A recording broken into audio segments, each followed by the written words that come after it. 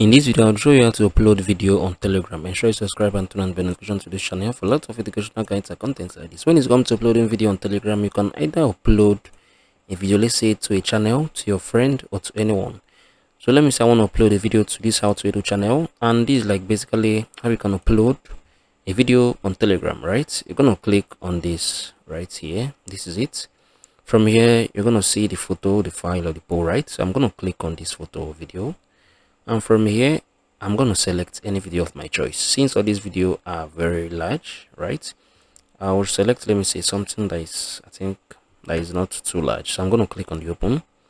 And right now, what you're going to do basically right now, you're going to just click on this send, right? Once I click on this send, it's going to upload this video right here, right now. So this is how you can upload video on Telegram. If you found this video helpful, share your thoughts below in the comment section. Thank you guys for watching through the video. I'm gonna see you all in the very next one.